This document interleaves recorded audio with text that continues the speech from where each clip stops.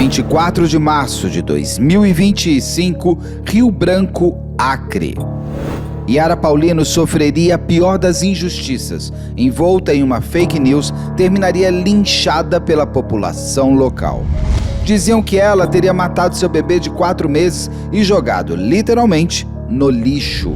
Mas a verdade era bem outra, e junto com a fake news vieram as perguntas que a polícia local corre para responder. Quem matou Yara? E onde está, afinal, esse bebê recém-nascido?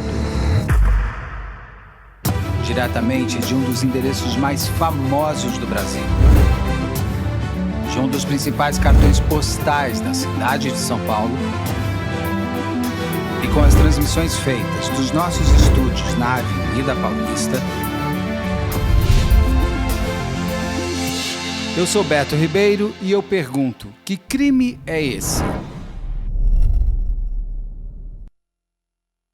Olá, sejamos todos muito bem-vindos. Por favor, não deixe de se inscrever, curtir, compartilhar, ligar sininho, marque nas suas mídias sociais, nos marque a todos nas mídias sociais. Se puder, seja membro, se não puder, tá tudo certo. Você venha comigo até o final deste encontro que eu vou ter com o doutor Alcino, o delegado responsável pelo caso da Yara Paulino, lá no Acre, na cidade do Rio Branco, na capital.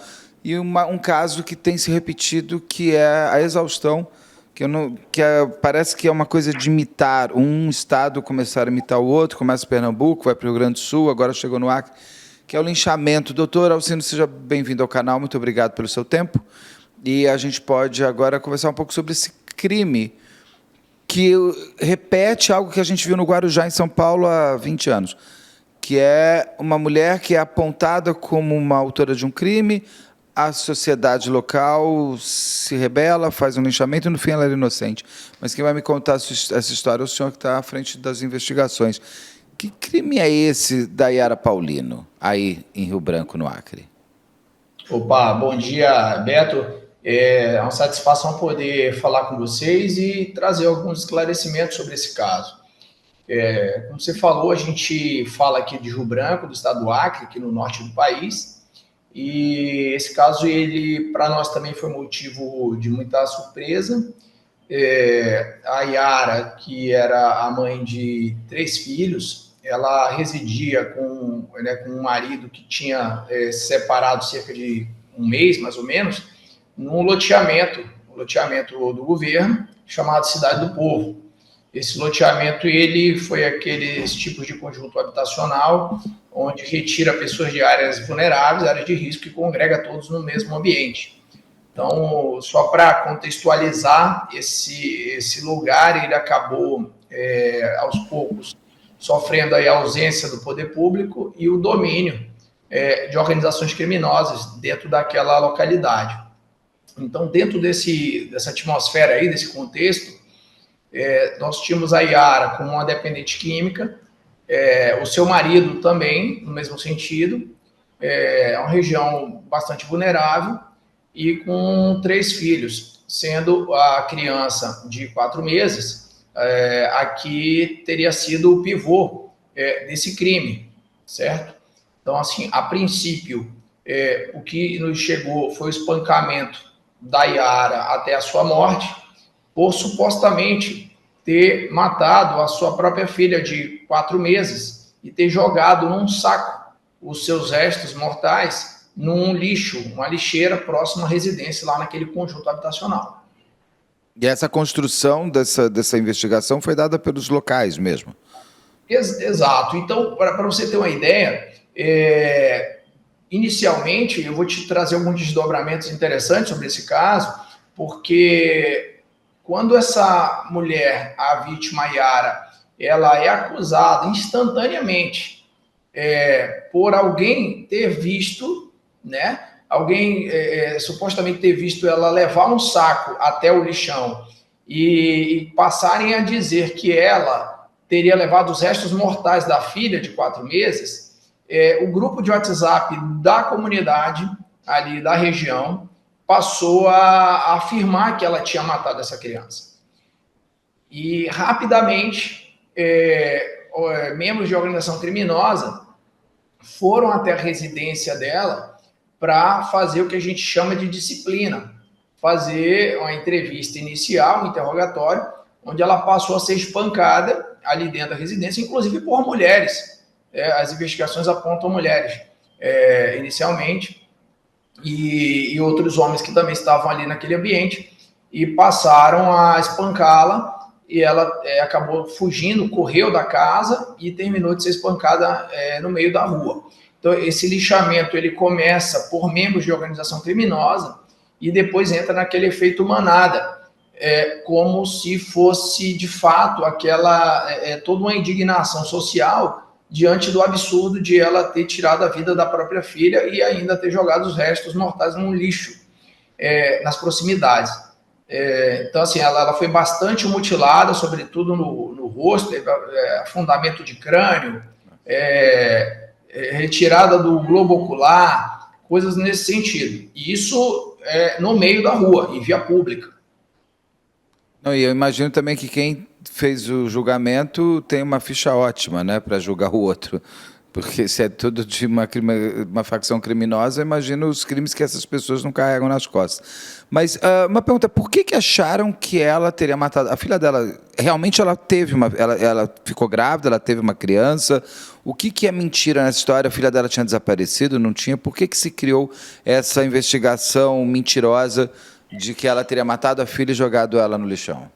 Ô Beto, olha, para você ter uma ideia, quando isso passou a ser noticiado, até os portais de notícias locais passaram a noticiar com a seguinte narrativa: mãe mata a criança, a sua própria filha, e em seguida é lixada na Cidade do Povo. E ninguém se preocupou em irem até esse saco onde, teoricamente, estavam os restos mortais da criança. Então, quando a Polícia Civil vai até o local, junto com o IML, constatam que, na verdade, eram restos de um cachorro e não de uma criança. Chegaram nem a abrir o saco dela para confirmar que existia? Não chegaram a abrir para fazer essa constatação, essa confirmação. Então, só que os jornais já tinham todos noticiado essa narrativa inicial. Tinham comprado a ideia real, tinham comprado a mentira como real. Exato, e você via aqui nas redes sociais, você via muitos comentários, assim, no sentido de dizer, olha, então se fez justiça, entre aspas, já que ela matou a criança, então que ela merecia ser morta também, nesse sentido. E isso seguiu, isso era por volta de 4 horas da tarde, mais ou menos, do dia 24 agora de abril. Então, quando a gente foi até o local, o IML foi até lá, recolheu, e o médico legista me liga, me telefona e fala, olha, não é um resto de criança, é um resto de cachorro. E a imprensa toda estava aqui, no DHPP. E eu falei assim, olha, então você me confirma que é resto do animal, e eu já estava com o pai da criança aqui, com outras testemunhas, e a gente teve que atualizar a imprensa, vamos dizer assim, de que não se tratava realmente. Então você via a cara de decepção, tanto dos repórteres, meu Deus, quanto você viu os comentários depois sendo, às vezes, excluído, enfim. A vergonha tomou todo mundo. Exato, é um termômetro, assim, eu diria, bem interessante, o que você consegue enxergar, né, nas redes sociais. Só que aí vem a pergunta seguinte, Beto, que é a que você acabou de me fazer. Você falou para mim assim, mas essa criança, então, ela existia? Já que não era uns restos de um ser humano e era um resto de um animal, mas de fato essa criança existia, sim ou não? E se existia, se a criança não está lá, ela está onde? Exatamente, Então vinha uma preocupação maior até, assim, tinha, lógico, o óbito da mulher com todo esse absurdo, por uma fake news, e aí a gente passou a falar, mas a gente precisa localizar essa criança. E a gente foi descobrir que a criança sequer tinha registro oficial nos cartórios de nascimento. Mas ela nasceu. Nasceu. Aí a gente conseguiu, através de documentos da maternidade, aquele documento de nascido vivo, certidão de nascido vivo, que é um documento amarelinho, uma ficha que você recebe ali. Mas para as épocas atuais, em regra, as crianças já saem do hospital registradas, porque tem núcleos de cartórios de assento civil nos próprios as próprias unidades de saúde, né, onde tem maternidade. E assim, pasmem, nesse caso específico, de alguma maneira, essa criança acabou saindo sem esse registro. Então, você tem todos os documentos dela sempre fazendo alusão de RN, né, recém-nascido, da Yara, mas não tem um nome. Então, até para nós irmos atrás dessa criança, até agora, tem sido um pouco mais desafiador. O passo seguinte foi, lógico, as investigações relacionadas à morte da Yara, elas estão bem avançadas, a gente já praticamente está com o caso praticamente fechado, mas a gente passou a ter uma preocupação maior com o paradeiro dessa criança. E acionamos o Ministério da Justiça pelo Alerta Amber, que é aquela parceria com a plataforma Meta, não sei se você conhece, e eles colocam, né, alguns dados e todos... Tem até uma foto dela, dessa criança, a gente está colocando aqui. Porque essa criança desapareceu? Então, a gente não tem o paradeiro dessa criança. As investigações, elas se dividiram, parte da investigação ela foi direcionada para a morte da Yara, e outra parte da investigação foi focada na localização dessa criança. Então, hoje, basicamente, o que a gente tem é que talvez essa criança tenha sido até negociada pela mãe e pelo pai ali num primeiro momento, com organizações criminosas ali dentro, e depois a mãe pode não ter aceito mais, ter voltado atrás na ideia e passou a cobrar essa criança. Então, assim, acabou que ficou muito dentro da esfera, vamos dizer, do poder paralelo. A própria facção, a organização criminosa cobrando o local onde essa criança estaria, essa era a primeira versão, e depois uma segunda versão de que essa fake news ela poderia ter sido até plantada para que a mãe fosse morta efetivamente e a criança se mantivesse onde está hoje, talvez na mão de faccionados, de alguma família de faccionado que pretendia ter uma criança e fez essa adoção mediante coação, vamos dizer assim. E o pai? Porque o senhor me falou que o pai estava até na delegacia. Ele é o pai de todos os filhos ou é o pai dessa criança específica? Unicamente dessa criança, a de 4 meses. Eles moravam juntos? Eles estavam separados há cerca de 30 dias. E ele diz o quê? Ele viu a filha quando? Por que essa criança não tinha uma certidão de nascimento? Então, tem partes que não vou aprofundar muito, porque há partes da investigação que estão bastante evoluídas. E aí não compensa nesse momento, mas a gente pode, num outro momento, se você acompanhar depois, você vai ver desdobramentos talvez até mais surpreendentes.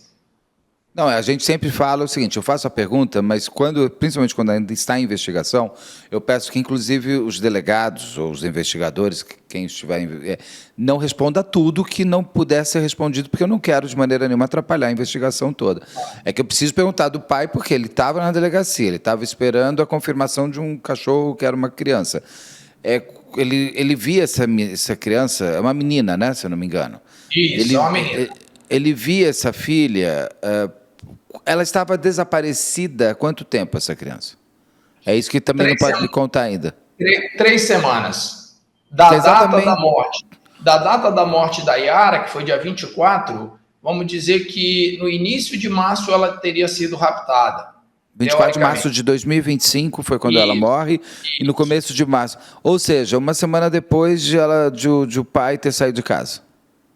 Basicamente coincide ali um pouquinho com isso, exato. Tem um cálculo aí que a gente também fez nesse sentido. Para você ter uma ideia, Beto, nós, a polícia, o poder público, só tomou conhecimento da subtração dessa criança em razão da morte da Yara. Claro. Porque você pode fazer uma pergunta também, você fala assim, mas espera aí, se já tinha 3 semanas aí que essa criança tinha sido subtraída, não tinha um boletim de ocorrência, ninguém procurou as autoridades, que é a primeira pergunta que você se faz. Sim. E, de fato, não tinham procurado ninguém. Nem a Yara, nem o pai da criança, nem ninguém chegou e falou, olha, minha filha desapareceu. Exato. E as pessoas que moravam próximas da Yara dizem se ela estava procurando a filha, se ela estava contando que a filha... Porque se não deram nem certidão de nascimento da menina, talvez sumir no vento fosse bom. É isso que eu estou imaginando também ali. Então, nós estamos aprofundando algumas coisas, né, a gente ainda está em fase de Tá. investigação. Eu acho importante essa parte a gente Não não vamos levar aí. tá. Não, já está o convite que assim que o senhor encerrar esse inquérito e indiciar as pessoas, o senhor, por favor, avisa a gente para a gente fazer a parte 2, porque é interessante desse caso. Ele tem um mistério muito forte e a sensação que se tem é que é um mistério escrito por todas as pessoas que estão nela. No, Exato. quase ninguém é. A única vítima da história toda parece ser, claro, a Yara, porque morreu linchada, mas a criança, porque se a Yara não tivesse sido linchada, se não tivesse morrido, vocês não iam saber que tinha uma criança desaparecida, vocês não iam saber nem como. Porque imagino que até mesmo para vocês colocarem ela como uma criança desaparecida, dentro do sistema fica complicado, não fica? Então, aquele nome que aparece nas redes sociais e no Alerta Amber foi um nome que nós perguntamos para o pai qual que seria o nome que eles pretendiam colocar, como é que eles chamavam. Mas aquele nome, ele não é um nome real. Ele não existe um registro com aquele nome. Então, é uma criança que você não consegue nem pôr no sistema. Quem é o desaparecido? Porque você precisa pôr dados, né? Você precisa colocar o documento, o nome do pai, o nome da mãe. Nós construímos ali, pelo relato que o pai disse, que era o que chamavam a criança. A parte da morte da Yara, vocês já desenharam todas as pessoas que foram as causadoras reais do fim da vida dela? A investigação está bem evoluída, está praticamente fechada, estamos só ainda analisando alguns laudos, mas do ponto de vista de autoria está bem definido. Não é uma preocupação para a gente essa investigação nesse momento, porque ela já está bastante concluída, vamos dizer assim, né? Acho que mais uns 10 dias, do ponto de vista formal, a gente conclui mesmo. Mas a criança passou a ser o nosso desafio, vamos dizer. Claro, virou uma grande novela, parece Senhora do Destino, tentando encontrar onde está. É Maria Cecília o nome que foi dado? Maria Eduarda? Maria Cristina. Maria Cristina, né? Cristina Maria. Cristina Maria. Cristina Maria. É onde está a Cristina Maria, onde está esse bebê, por onde está, com quem está, que forma foi essa negociação, se foi raptada, se foi comprada, se foi doada, se foi adoção, entre muitas aspas, à brasileira. Tem muita...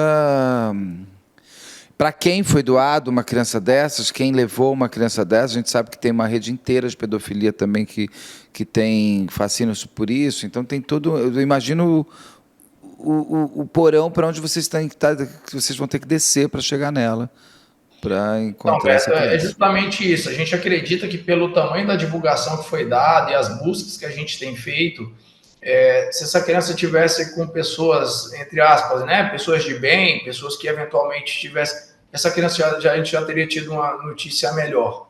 Então, não está muito simples, mas nós estamos aí, hoje mesmo, nós estamos trabalhando situações para localizar esse bebê. Isso se o bebê estiver vivo, né, doutor? Ainda tem esse detalhe. Porque se eu estou num crime e eu não quero que ninguém saiba, aí realmente uma criança pode estar dentro de um saco no lixão. Então é uma questão que vocês estão tendo que pegar ali e encontrar. E a comunidade local permite, ajuda, quer essa resposta? Eu pergunto porque quando aconteceu aqui no Guarujá, em São Paulo, o linchamento da Fabiane, se eu não me engano o nome dela, foi difícil até para a polícia conseguir entrar, porque é uma comunidade mais fechada, também envolta com crime organizado, e ficou um pouco... A polícia vai entrar e vai fazer como? Vocês têm o apoio da comunidade local para saber isso? Então, aquela área é uma área bastante conflagrada, a gente tem uma realidade nacional de divisão de facções agora mais recente, e a área é uma área bastante perigosa. As forças de segurança praticamente ocuparam a área toda lá, todo o loteamento nos últimos 10 dias, por conta da morte da Yara, e 2 dias depois da morte da Yara houve uma chacina também lá dentro desse conjunto. Então acabou que houve uma atenção, vamos dizer, maior, pelo menos da parte da pasta da segurança naquele local. mas você percebe a população sendo oprimida por uma minoria, não posso dizer que é a maioria, mas por uma minoria de membros de organização criminosa, e acabam querendo colaborar, mas se sentem receosos. Então, tem sido sim uma dificuldade. Essa chacina não tem nada a ver com a morte da Yara. A princípio, não. A princípio. Talvez o senhor me conte mais coisas futuramente. Os filhos da Yara estão assistidos por quem? Os outros 2 filhos estão em lugar seguro, tiveram que sair lá do local, inclusive estão sob a nossa assistência do Ministério Público também, e aí são para a gente pessoas importantes nesse processo. Muito bem. Doutor Alcino, fica aqui o convite para, assim que o senhor tiver essa resposta, souber contar ainda mais sobre esse mistério, vai ser um prazer conversar novamente com o senhor. E se tiver outros casos também, o canal está aberto para trazer as investigações que são feitas aí no Acre, que eu gosto muito de mostrar tudo o que acontece pelo Brasil, para a gente, porque eu acho que a sensação de insegurança que a gente vive, muitas vezes é a própria ignorância do trabalho da polícia que é feito. Eu acho que quanto mais as pessoas percebem bons policiais e tudo mais, a gente vai aproximando polícia com sociedade e vice-versa. Eu quero fazer muito isso pelo Brasil inteiro. Então, ficar aqui o convite, novos casos, também, por favor, avise a produção, se eu tenho contato. E quando tiver solução desse daqui, eu quero muito saber até onde terá ido Cristina Maria, até o que foi feito com ela. Perfeito, eu agradeço a oportunidade, pode ter certeza que eu acredito que é o caso da Yara, em poucos dias a gente tem um desdobramento bem interessante, a gente vai estar em comunicação com vocês, mas assim, hoje o foco realmente é encontrar essa criança.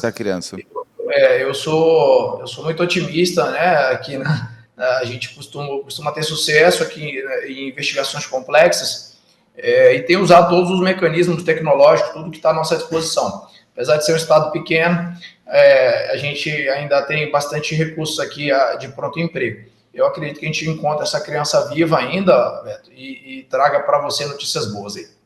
Tá, eu nem entrei em perguntas periciais de celulares, isso, aquilo, porque eu não quero atrapalhar a investigação. Isso a gente conversa futuramente quando tiver encerrado o caso. Muito obrigado por o senhor ter aceitado o convite. Bom trabalho aí, que encontre logo a Cristina Maria para a gente aqui ficar mais em paz também. Muito obrigado. Ok, amém. Obrigado a vocês. Um abraço. Tchau, tchau. Um abraço.